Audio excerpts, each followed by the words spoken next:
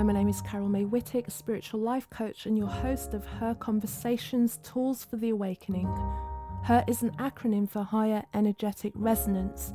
This is the optimal state to embody in order to attract our highest desires. What is the awakening? This is the moment in time when humanity rises up out of the darkness. Who is awakening? Each one of us present on earth today, reclaiming our sovereignty, seeking greater possibilities in our reality and looking for solutions.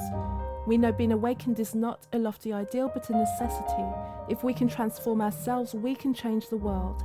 Guests on Her Conversations will speak to your spirituality, sensuality and soul. Listen to their stories and hear how they are in service to the world. Let their words and these conversations embolden and inspire you. My guest this week is Isabel Draughon. She's a spiritual life coach, author, international speaker, and founder of Loud Whisperer and the Loud Whisperer Reignite Your Voice podcast. She supports and guides women to discover their highest intention, unearth deeply held beliefs, heal and thrive in life and business. During our conversation, Isabel shares about her own experience from being a chronic people pleaser to the empowered leader she is today, and also how and why she created the Loud Whisperer. So as always, I begin by asking my guests, Her is an acronym for Higher Energetic Resonance. When do you feel that higher energetic resonance? That's a really good question. I would probably say in the mornings. I wake up at 4:30 in the morning.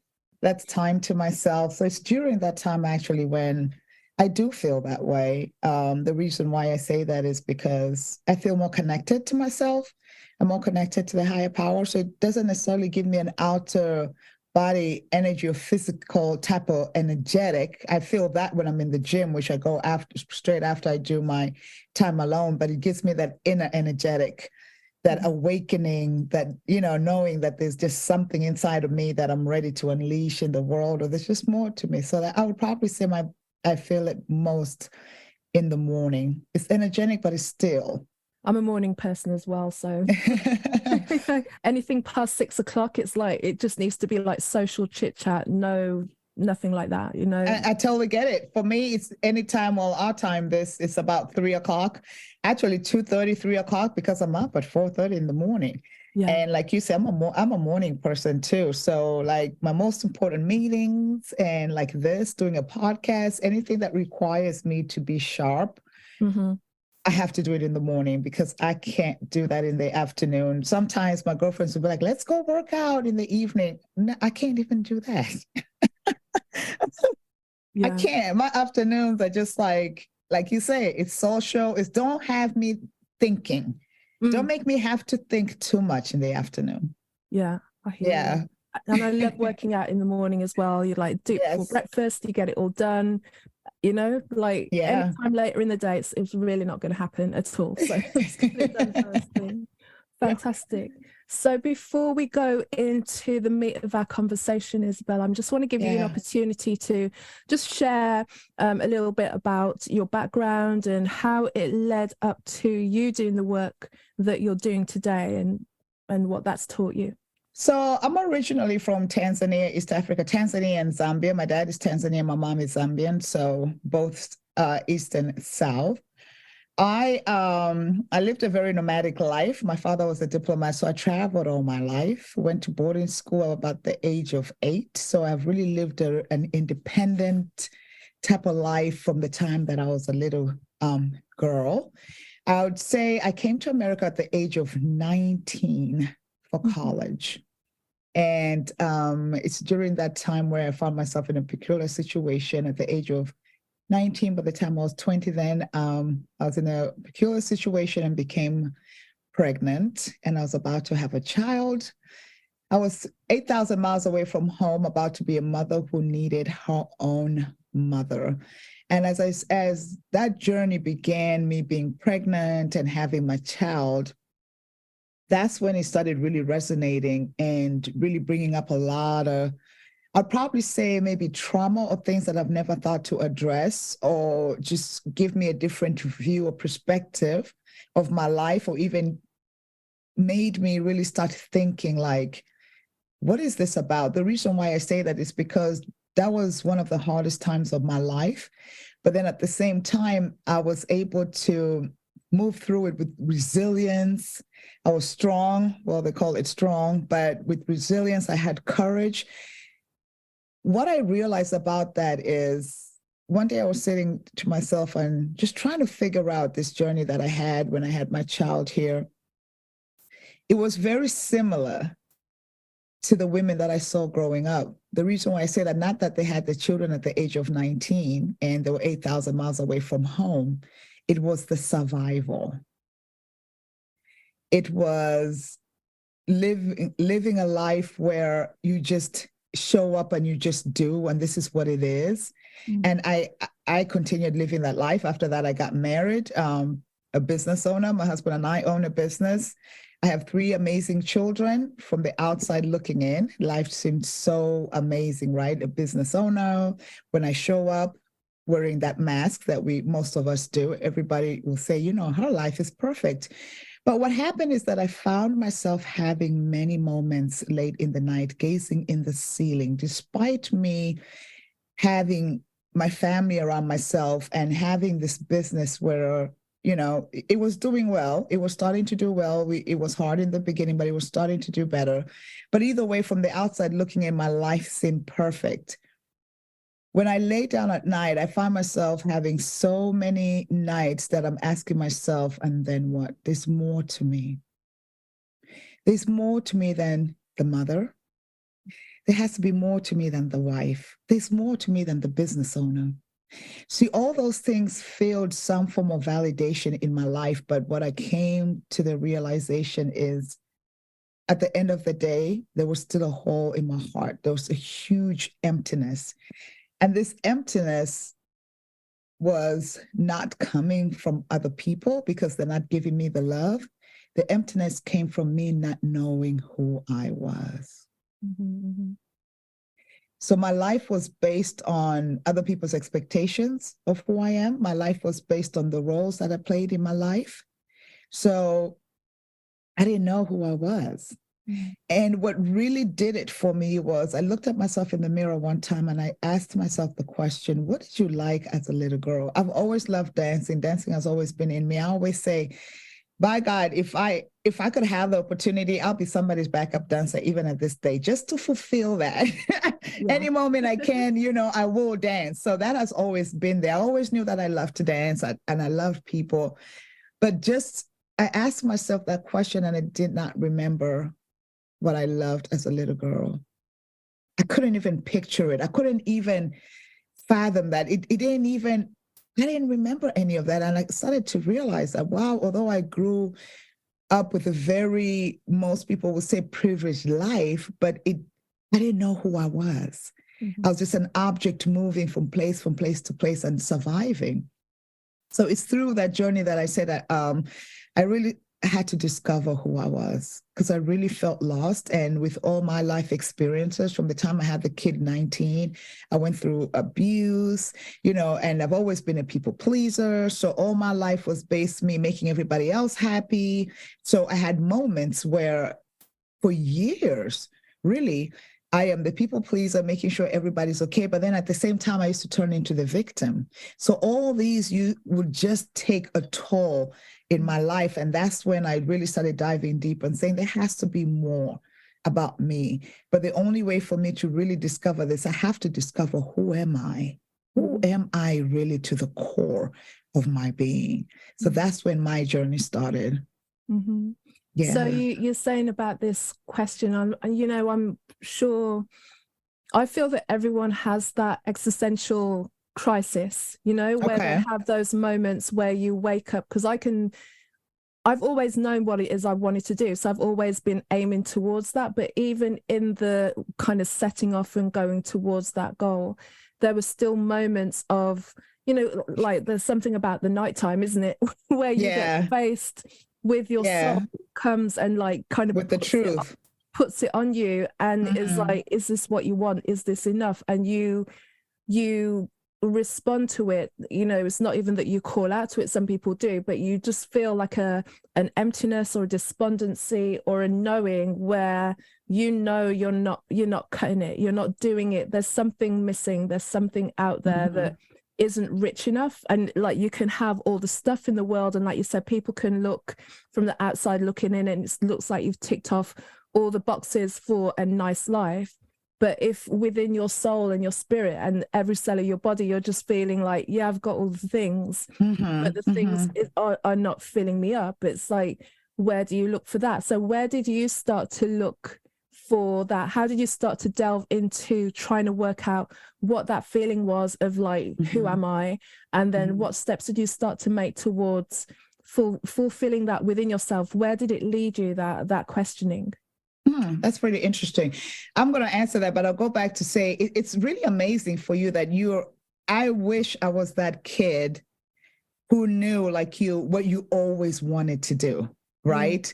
I knew that I loved helping people. I loved being around people. Most of my girlfriends have always been older than me, right? I was the younger one. People would come to me for advice, but I didn't have what I thought that I was supposed to do is what I was conditioned to think that I was supposed to do. So I had this idea where I'll be in this big office on the window and I'll be somebody's boss and all this, because it just fit the narrative of the conditioning that I was told. But obviously God had a different plan for me. And the reason why I think mine stood up fast and early is, first of all, of course, I had my son at a very young age, and I had to grow up fast. I mean, really fast, especially being far away from home.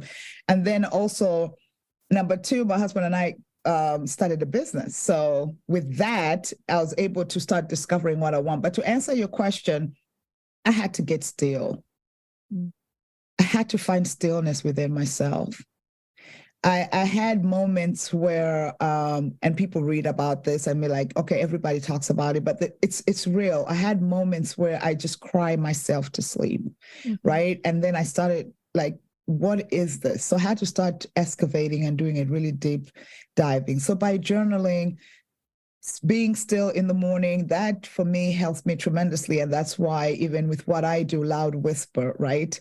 It's very important to me because I believe there's that voice inside of us. For me, that's where God speaks the loudest to me. The world calls it intuition, gut feeling. And I call that's the loud whisper, the GPS. That's the truth, the authenticity of who you are. So I spent a lot of time in stillness, just being able to hear myself, to hear the good, the bad, and the ugly, right? Because everything was not only just happening to me. There are things about myself that I had to change in order for me to grow. So I started doing that. And then I also started journaling. I was not consistent in the beginning, like I'm journaling every day. No, that wasn't the case. I was not consistent. I like to do a lot of physical body things. So I'm a runner. And running to me gives me a different kind of high. With the running, that's where I can go out there. I cry it out. I think it out. That's where I connected a lot with myself. So those are some of the things that I started doing. But it's like I tell my clients, it is the simplest thing and it's the hardest thing to do is to be still. You have to be still. You have to be still and hear your voice, because from the time we were young, especially women, and this happens to everyone, but I'm just going to speak for women, especially women, we're taught not to be seen or heard. And then we're also conditioned that we're brought into this world to make everybody else happy. We're brought into this world to fulfill everybody else's needs. So really, for me, and I know a lot of women out there, you grow up and you don't have a sense of identity because your identity is tied into you performing for other people. Yeah. So true. And did you have, what kind of insights were coming up for you? Like you like started to get into the stillness now. What are you starting to hear? Is it bringing you ideas of where you need to go in terms of like things to do with your life? Or were you even finding that it was showing you areas that you needed to look at, like past things that had happened that you would then need to maybe look at and start to heal? You know, we when we kind of get into that moment of stillness, everything comes up. And I think that's why many people are shy away from just, being away. They don't like to do it. And being in their own thoughts because they're afraid of their own thoughts, because they're your own thoughts, your real own thoughts are confronting. And, it will show you everything. And by everything, it means everything. And it's like, how are you going to respond to the everything? And if you kind of go into the dark cave of your everything and kind of deal with it, on the other side, as you start picking through, things change and drastically, and life is better. Yeah. You know, for most people, like you say, who are playing the role of the wife, the mother, the girlfriend, the good-looking one, that all the things that the world is telling them that they are, if you strip that away from them, then they're left with this kind of the bare bones of themselves and their own thoughts running around their head. That's a lot. When you've had it being fed to you, now you're there. What came up for you when you were dealing in, you know, delving into your own stillness? That's a really good question. What came up for me was a lot of trauma. I experienced abuse growing up in different forms. And what came up for me was trauma, because the person that I had become and how I was living my life, I was living my life based on my life experiences. So my trauma and what I experienced took over my life. That became my identity. And that's why I was good at people pleasing. And that's why it was easy for me to be in relationships or in spaces where I'm not valued, where I'm abused. So I feel as though God was showing me that in order for you to even have a fulfilling life, I first had to deal with that trauma, because I never understood it. I didn't understand why I was a people pleaser. I didn't understand why I was not feeling worthy. I never understood why I felt ashamed. The shame part, I understood a little bit because of my life experiences. I always felt ashamed of what happened, right, to me. So it was really a lot of my past. It was a lot of my past that I had to really face, and then also to see how I contribute in continuing perpetuating that kind of lifestyle, right? And how, because of my life experience, how affecting other people, imposing it on other people. So as I mentioned earlier, so it was all the good, the bad, and the ugly. But like you say, I always say, a lot of people don't like to be still, as you were mentioning, Carol, because the truth of who you are starts coming up. And I believe that not everybody wants to heal. Everybody wants to do better in life. I don't believe anybody wants to sit there and just be miserable and uncomfortable. But to your point, in order for anybody to get to a certain level, you have to break through what you've been through. And what that means is it's kind of like you go through the whole experience again. Right? You have to start identifying these things. What happened? Why is this making me feel this way? You know, I was born out of wedlock, and my biological mother, she raised me, but I stayed more with my bonus mom.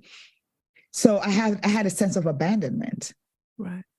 You know, that showed up in everything in my life. It showed up at work, especially my relationships with men. Yeah. So that sense of abandonment, I had to work with that, because it made me, I was having certain triggers. And it's not only relationship with men, even my personal, even maybe relationship with my children. Now that I get older and I've been through this, I start realizing it's that always wanting to make sure everybody's okay. But when people don't follow what you do, you feel abandoned. If somebody's not paying attention to you or not feeding into what you have going on, that trigger the abandonment. So essentially what I did was I had to go back and parent the little girl inside of me, because she was in the driver's seat of my life. Yeah. Yeah. I had to parent that little girl inside of me and go back and just show her love, that somebody's here and you're okay. You know, I had to let her know that you're okay, because that's the reason why I found myself in not so good relationships. I was not making good decisions, because she can't even see over the dashboard, right? And she's the one controlling my life. So that's pretty much what happened. Yeah, it's a lot of my past that came up first, because my identity was tied to my past. Yeah. And you know, it's almost like a recurring theme in almost everyone in the world. You know, when they sit and really look at what it is that's kind of driving them as adults, Yeah. And I say adults in quote unquote quotation marks, because we don't even know what does an adult mean. What does Yeah. it mean to be an adult? All we do is we get older and we do things that we think we're supposed to do based on what was modeled before us, until we realize it's not working, and then then we have to kind of go back and unpick and work out where all of this stuff comes from. And I don't know if you want to speak to this as well, but I think we are within this kind of past 30 years or so, maybe a little bit longer, has been the first generations of really looking at our stuff, really looking at healing, traumas from the past, and being able to be culpable for the way that we show up, like you say, the way that we show up, the way that we perpetuate stuff that happens, and realizing that, okay, our parents did the best that they could sometimes. And they did. They did the best that they could. Yeah. They did the best that they could, but sometimes the best they could didn't serve us to kind of go much further. They just did the best that they could based on the previous. So it's kind of on the onus of Generation X, are we? I don't know. But it's kind of, we are the forefront of the generation that's going, let's kind of dig into this and clean it up. Otherwise, society is always going to be just traumatize people after traumatize people. So we can try and awaken ourselves, and then kind of help other people who want to be on that journey, so that, and I think that's why the industry, especially like coaching, consulting and mentoring industries, are booming so much, because there's more of that awakening within people, where they're having that something's not right, I need assistance with this. And it's like people like yourself who've done the work and are steps forward that can actually guide others behind, just behind on the journey, to say, if you can do this for yourself, even though you think it's selfish, and you've got all that programming telling you that selfish is wrong and you should be doing all the things by everyone. But if you take time to actually expand and work on clean up your stuff, everyone benefits. That is the truth. Everyone benefits. I've always loved love. I'm a Libra, so all the Libras out there, we love love to a detriment that is just, it's ridiculous. So even with me having my child at a young age, of course, I got married really early. My family was everything. My girlfriends would be like, your family is everything. And my family has always been everything, because I love family, right? And that's just always been that way. You wouldn't tell me anything about my family, because this is my family, but I'll tell you this. When I started my healing journey, I love my family from a different space. It is intentional. It's coming from the authenticity of who I am. And that's why it's important for people, everyone. I'm so glad people are doing this healing stuff. It is really crucial for us to heal our inner wounds. I lead from the heart. I always tell people that I lead from the heart. I know the world talks about mindset 99.9% of the time. I believe in the heart set. I believe that your mind can never comprehend what your heart knows. Even when you're experiencing something and it hurts you, in your mind, you'll be like, man, that's really messed up. But what really, really feels the pain is your heart and your soul, because that's who you are. That's the truth of who you are, right? Although we're being trained, gain the knowledge. It's true. Your mind is a powerful thing. That's your willpower. I get that part. But, but just like they say, the willpower of the mind is just like the heart. So what you're saying is absolutely correct. And they do say it's selfish. No, it's not selfish. Iana Varzand, I always repeat this in my talks. She said it's not selfish, it's self-full. You have to fill your tank up first, and whatever is left over, you give to others. And what people fail to realize, just because you're on a healing journey, that doesn't mean you abandon the people that you love. In the beginning, it's not going to make sense for them, because you're becoming a different person. So you may experience a lot of conflict. You will lose relationships. That's a guarantee. You're going to lose relationships. So that was really hard for me, because I suffered from the people-pleasing disease. I wanted to make sure everybody was okay. But through my healing journey, what that taught me was me trying to make sure everybody's okay was me running away from my truth. So instead of me working on myself. Is that person okay? What do they need? So I get busy, right? Trying to fix and trying to help everybody else. That stops me from looking at my truth. So that became really convenient. But I am really glad that we're doing and talking about healing. Most of my clients, you know, they do very well, very, very well. And some people, you talk to them, like, I don't need that. I didn't experience that. You know, you have a conversation with them, be like, wow, okay, this is why I act this way. Is this why I show up this way? You know what?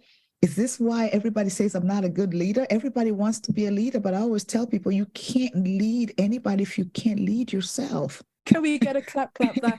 Yeah, and you know what's interesting is I've always been an observer, and I think part of it, part of it kind of veers into hypervigilance just because of, you know, past experiences that make it way.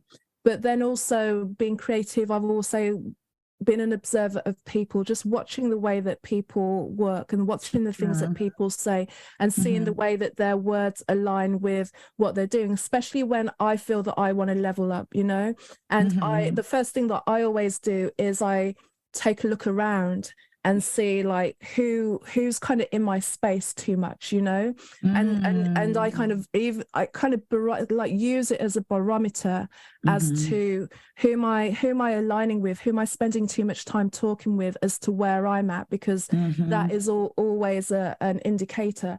But one of the things, proximity is power. Don't they say you're an average of the 5 people that you hang around with? And I'm starting to experience that a lot too, in the sense that people that you're like, okay, these are people that I talk to all the time and stuff, but you're like, there's no alignment. And then what happens is it also brings friction in the relationships, right? Because everybody has a different point of view.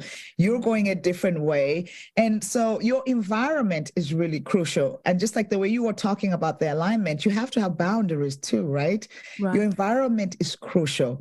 Part of my healing journey was I had to imagine being a people pleaser and having to have boundaries.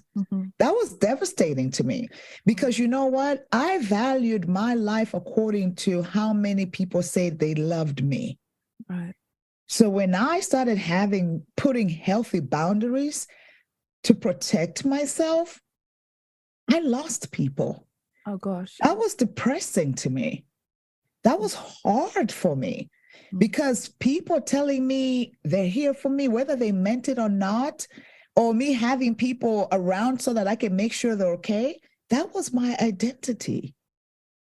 Because I didn't have nothing within myself. I didn't know myself. I didn't know what made me happy. I didn't know what I needed. I didn't know my values. I didn't know what made me tick. So when I decided to go on this journey, besides being still, I had to create non-negotiables. And the reason why I had to do that is because I spent time being so angry at people not showing up for me. But the truth is I was angry at myself for betraying myself. Each time I was supposed to say no, I said yes. Each time when that gut feeling, that loud whisper that says, no, this is not what you should be doing, I would ignore that because I'm like, no, I need this person to love me. I need this person to approve of me. I need this person. So that's literally how I lived my life. I always say that I felt like an actor in my own life, as though somebody gave me a script and I was acting it out. I was not even the main actress. I was the supporting actress in my own movie. So it had to get to a point where I had to own my stuff, the good, the bad, and the ugly, and start rewriting my story on my terms. And that doesn't mean that what I was taught growing up was all bad. No, I was given a great foundation. But then at the same time, you know, bless my father to death. Bless him. He did the best that he knew how to. But I tell people, my father's never, ever told me I love you. May his soul rest in peace. And for so long, I was angry about that. But when you start healing and you start doing the work, you start to give other people grace, because whoever told him they loved him? His form of loving me and my siblings was, I'm going to make sure you go to the best schools. I'm going to make sure you have the best education. That's how he, quote unquote, showed love. And that love, while it's great, it's empty because it's everything external. It's everything external. Yeah.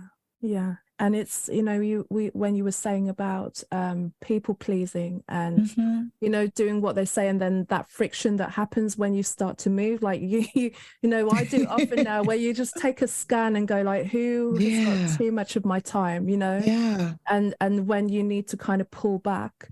Often also is a barometer as to when did I meet this person? Where was I emotionally, spiritually, when this person came in my life and we created some sort of bond? And then you'll feel it. And I've noticed it times when I've just thought, the conversations that I have with this person is nice, but I'm moving away. And even though I'm trying to communicate to them that I'm changing, they're not necessarily hearing it, because it's kind of out of the remit of where they see themselves, like rightly or wrongly. And you always want to bring people with you. And that's one of the biggest things that I learned growing up, like kind of getting older, was that I thought everyone was going to be with all my friends that I had in my 20s that were my heart friends. I thought, isn't it going to be fun where we're all together and we're going to do this and all the rest of it? But what became clear was, as I was moving into different areas of my life, as I started to go into like deeper aspects of myself and show up as that, or try to show up as that, it was mocked, it was, and you have to make that decision, like you say, especially if you have issues of abandonment around you, especially if you're used to kind of just like, you want to do something, but someone comes around and like makes you an offer that you think you can't refuse because you just want to go that way.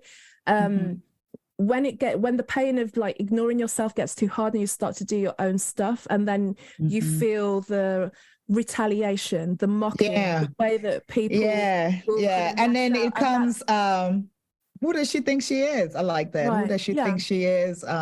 She feels she's in a different level, which is heartbreaking, but it's part of the journey. It's like you grow. Proximity is power. You have to be around people who are like-minded. You don't want to be in areas where you're the smartest person, just like the way you're saying. So you're having this conversation and time goes and you're like, well, me and this person used to be really close. Like we would talk, and now having and then when you start telling people, this is what I noticed, you are growing when you start telling people about your life and they make it seem like you're crazy. They make it seem like you're doing too much.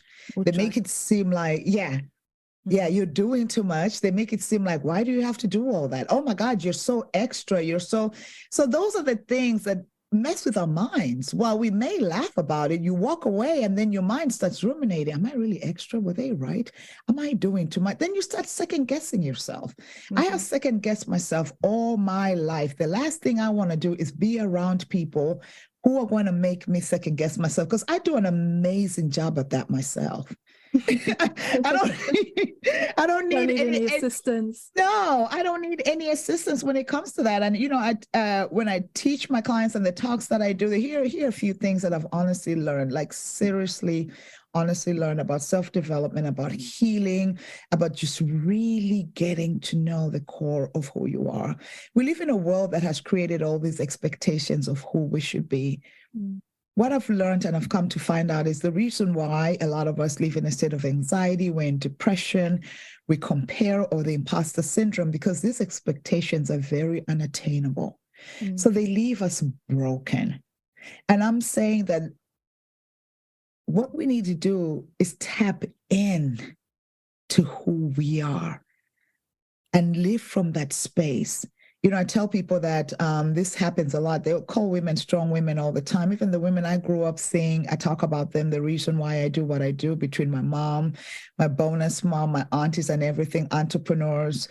You have women who are professional, women with the tomatoes on their head going to the market. In my eyes, when I was 6, 7, to me, they're entrepreneurs. The only difference is they didn't own a Rockefeller building.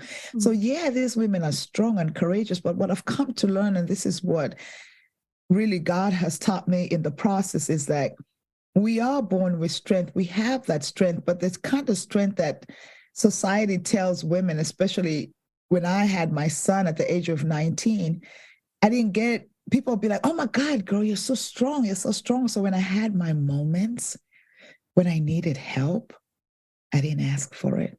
How do you ask for help when everybody around you is telling you that you're a strong woman? You're such a strong woman. And a lot of women of color, we experience this a lot. And then the society has made us carry this as a badge of honor. But if we can really be honest, it's not a badge of honor. It leaves us broken because nobody can do life by themselves. Nobody needs to experience that much pain, that much aloneness, that much abandonment, that much, just being by yourself. So what I tell people is that I no longer subscribe to being a strong woman. I no longer wear that cape. I know it too well.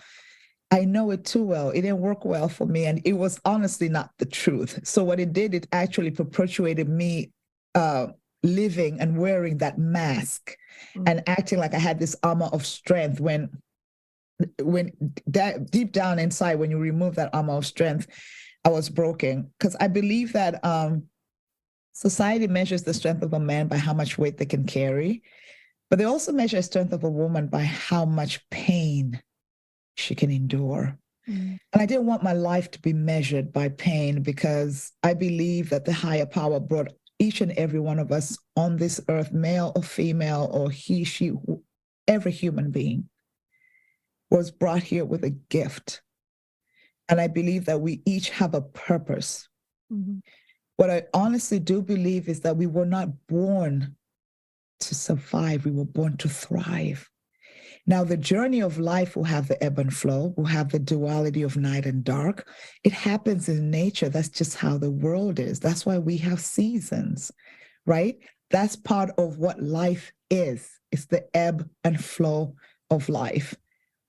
But to be in a continuous state of pain, that's not what we were created to be. We were not created to do that. So I believe that instead of people looking to live their life based on society's expectation, it's really time to tap into yourself, because we are all strong. But when you use that strength, it has to come from you being vulnerable. And most of us don't want to be vulnerable, because vulnerability we feel is weakness. But actually, that's the true strength of who we are. It is strong, it's mighty, it's humble, and it's full of love. But society, we look at it like, you're so weak. No, that's the strength that we all need to tap in, that inner strength, that knowing who are you to the core of of your being, understanding who you are, that no matter how the wind blows left or right, if everything was taken away from you, everything external was taken away from you, you can still stand tall. That's my desire. That's where I want to be in life. And I think every human being deserves to feel that. I feel every human being deserves to live a life of authenticity, of being who they are and not being ashamed of who they are, of who they were created to be, because we are all here for a purpose and we're all here with a gift. The thing about it is some of us die without using our gift. Right.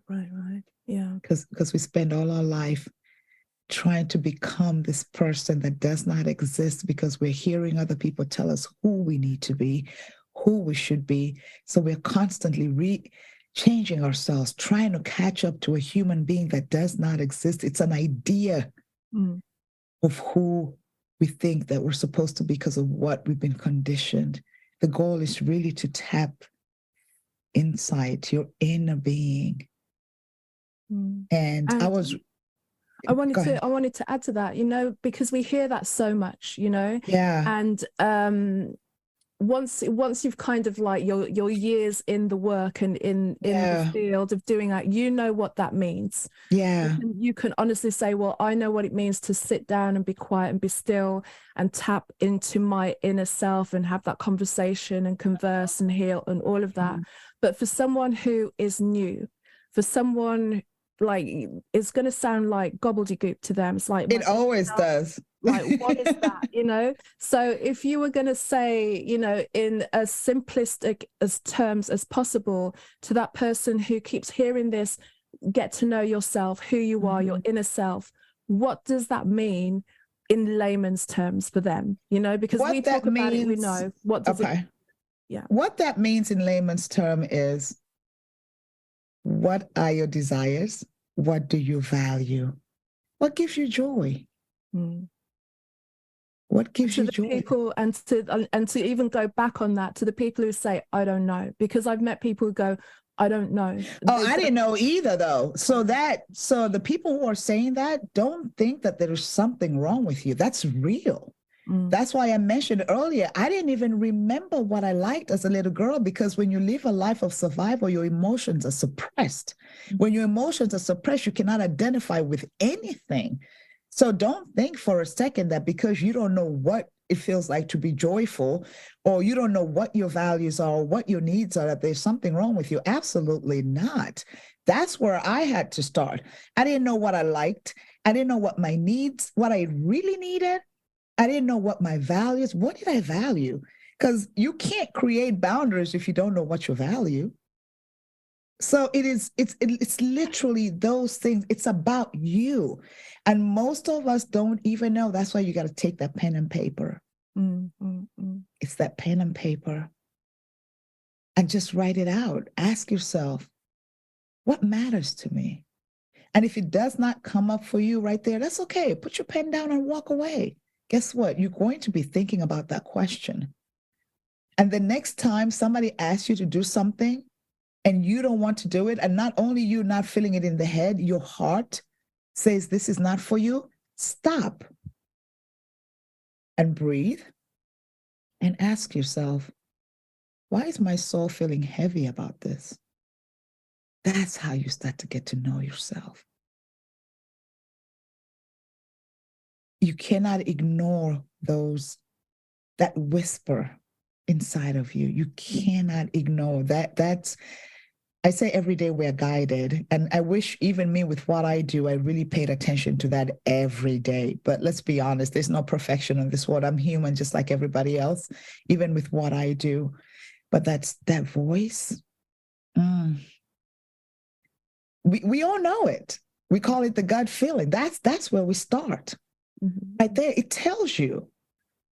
It tells you. It tells you yes. It tells you no. It tells you do it, don't do it, or think of it. It tells you. But we just don't trust that. We don't believe that. We don't, because it's foreign to us. Right. Yeah. I want you to share about Loud Whisper. How did that come to you, and how did you build on all of that and turn it into what it is and what it represents in your business and your coaching? Oh, God, yeah, that's my baby.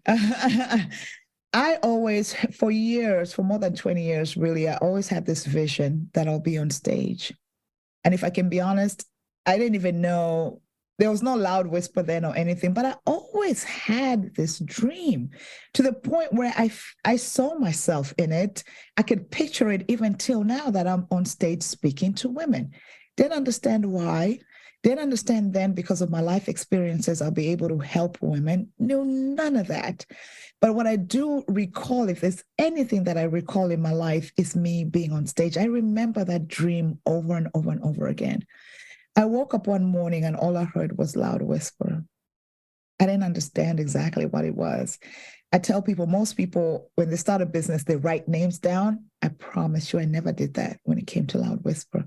And I was like, that's interesting. So I walked away from it. And as days went by, I started pondering over it.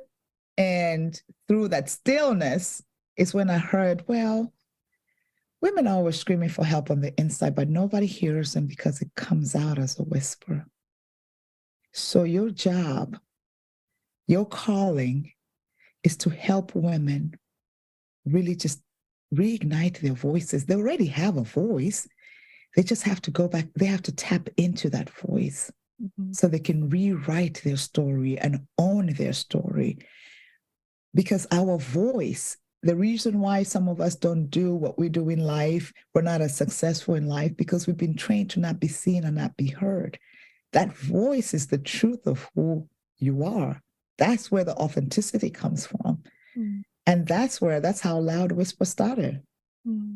And I told myself, I said, I do coaching, but my goal is from that dream, that's my mission, to empower as many people as I can, as many women as I can, to really reignite their voices. Because when you tap into your voice and start listening to that still voice inside of you, you get to write your story. You do. I want women to become authors of their own life story on their terms. Whatever fits for you, whatever looks right for you, it doesn't have to be like anybody else. I know there are people who look at me and say, she's crazy. Why does she do what she does? But I thank God I'm at the point in my life where people's validation no longer sustains me. That's freedom. Yeah. Freedom in it as well. Yeah. It's being able to get that freedom to have that joy and be fulfilled in your life. Yeah. So that's where Loud Whisper came from. And that's me. That's my mission, to travel the world and to help women really connect to themselves. Believe it or not, there are people out here making millions of dollars, but they don't know who they are. Right? They get the validation from how they perform. They get the validation from how much money they make. And what that does is they continue doing well and but that's a way of them running away from really dealing with themselves. The ultimate price at the end of the day, money will always go. But your heart and yourself, that's the one thing that you own, that's yours. And when you tap into that, I feel like sky is the limit. You know, that freedom to be. Yeah, there's something beautiful, and also when you're living that, when you're being that in that space, it inspires others who are ready, because like you said, it will repel other people as well who are just not ready, really stepping into what it is that they're doing. Have you got anything that is an ongoing program, anything that's coming up that you'd like to share with everybody? I actually do. Thank you for sharing. I have a couple of things that are happening now. What I do is that stage dream turned into a conference. So I had my first conference last year. It was the Loud Whisper Reignite Your Voice Women's Conference in September. So I'm doing it again this year in September. I'm really excited about that. The theme for this year, it's called the Healing Space. And the reason why is the healing space, because I truly believe in that. I truly believe when we take care of our heart and soul, then we can create our life from that space. So it's really about the mind, the body, and the spirit, and people healing. So that's happening in September. And then in October, I haven't announced this yet, I've created an 8-week mastermind. And what that 8-week mastermind is really helping people tap into themselves, learn how to rediscover themselves, and really find self-development and in tune with themselves, to get to know who they are. The best knowledge that any human being can obtain is the knowledge of self. That's the best knowledge any human being can obtain, is the knowledge of self. So I really want to help women to start embarking on that journey of self-discovery so they can really be the best version of themselves. So I have those two going on. And of course, I have my podcast. But this year, those are the most powerful two things that I'm doing, is the mastermind. It's 8 weeks, starting in October, and then doing my conference this year, the Healing Space. Fantastic. Good for you for setting up a conference. Brilliant. It sounds so. What does it look like? Is it like, do you have lots of guest speakers? And so I have about last year I had 3 guest speakers. So it was amazing, because I don't want to just stand there. It's more of an interactive conference. So it's not a conference where you just go and sit there and hear people talk. No, it's truly interactive where the audience, we pay attention. And then this year, it's going to be actually more interactive, in the sense there'll be like mini workshops in the conference, because the whole point of it is just not for people to cut. We all do that. We go to all these conferences, we sit and listen, and then you're excited. I've done it. You're fired up a day or two, and then after that, you're like, you're right back to square one. So I just want to make it really, really interactive. So what does it look like? What it looks like is it'll be me and a few other speakers, especially I did that last year, and this year, just having professionals talk about the mind, the body, and the spirit, and the importance of healing. And it's 2 days. Last year, it was 1 day. This year, it's pretty much a day and a half. And what I'm doing the second day really is, the first day will be conference, workshop, interactive. And then the first day, I mean, and the second day, that half a day, it would be more of connection, more teaching you the tools, whether it's yoga, whether it's breath work, whether it's meditation, because it doesn't make sense to give you all this information if I'm not teaching you just a little bit of how to start with the breathing, with the meditation. A lot of us don't realize this, but we don't breathe throughout the day. Right. And people are like, what are you talking about? No, we really don't. I understand. As a singer, like I didn't start breathing properly or understand breathing until I got trained and started to take on, people just breathe here. Yeah, people stop right there. Yeah, up to the shoulders. Whole body. Yeah, absolutely. Yeah, and breathing really, and I think right now it's becoming, a lot of people are talking about it because it's really powerful. It's so powerful. It really can make or break you. It's helped me out so much that even when I find myself in certain situations, I stop and I take a deep breath just to allow myself to center myself again. Then from that space, I start making those decisions. It's allowed me to live my life more on offense nowadays than defense. Beautiful.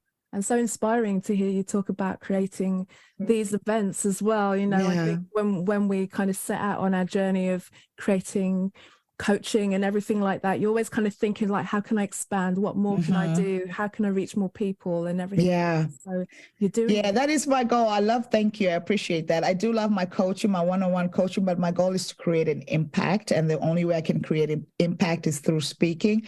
I've been fortunate enough, while, like I said, I lived in so many different countries, I've been able to connect with I understand different women, right? So I want to be able to not only just serve women here, I want to be able to serve women around the world, from the C-suite women to the woman walking down the street with a bucket of tomatoes, because that woman, she gave me courage too, and that's why I'm here, right?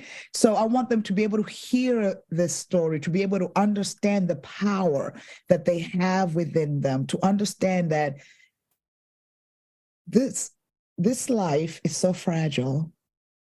We have a lot of people die of heartache. And emotions are real. And if we don't take the time to handle our emotions, that's how we lose a lot of people. Because eventually your body can't take it anymore. Eventually your soul can't take it anymore. You wonder what happened to them. They passed away. They were so young. You can't take it because it's real. It's real. So just to be able to help people to heal and really live a life from a different space, that's my mission. And I hope to God that He'll be able to grant me that mission to do that. You're on the journey already, though. It's clear.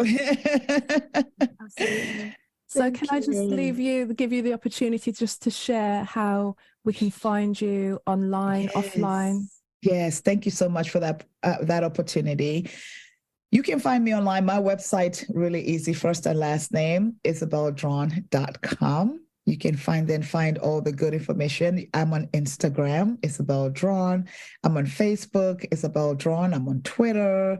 I'm on LinkedIn. So I'm on all these social handles. Just go there. If you need to talk, have a conversation, or just learn more about me, please feel free to reach out. I love connecting with people. We don't necessarily have to work together, but I love creating relationships because I'm noticing they're helping me grow too as an individual, being able to have different relationships with people.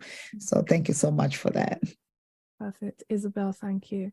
It's been great having a conversation with you today. Thank you. I really appreciate it. Thank you for the invite. I'm so honored. Thank you, Isabel, for sharing your story, and thank you for listening.